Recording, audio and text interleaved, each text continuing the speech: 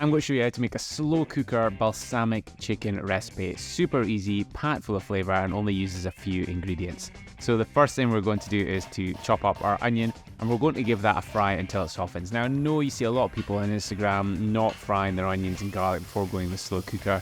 I really don't recommend this because you're just basically boiling it. I mean, who wants boiled onion? I mean, fry it, gives it a lot more flavor, especially the garlic. And it only takes an extra couple of minutes. And then you're just going to tip all of that into the slow cooker. Then no surprises, the main flavour is balsamic vinegar. We're using about 50 ml of that along with mixed herbs. If you're in the US, this is sometimes called Italian seasoning.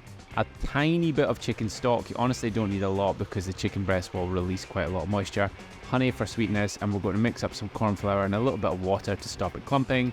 Season it with some salt, mix all of that through, and then we're going to add in 1 kilo of chicken breast. You could use thighs if you wanted, but I think chicken breast works best for this. And we're going to give it about 4 to 5 hours on low. Hey, sorry for the interruption, but I've got a super quick favour to ask.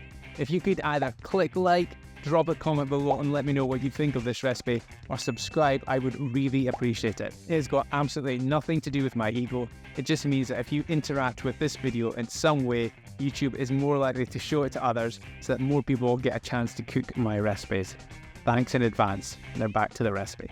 Once it's ready, I think this goes really well with roast potatoes or rice, but you just need to serve it up, as always, garnish with some green and just get stuck in and enjoy. Anyway, I hope you enjoy this recipe, and if you'd like the full recipe with all the macros, calories, nutrition information and so on, you can get it inside my recipes app, and you can download that if you click the link in the description below. See ya!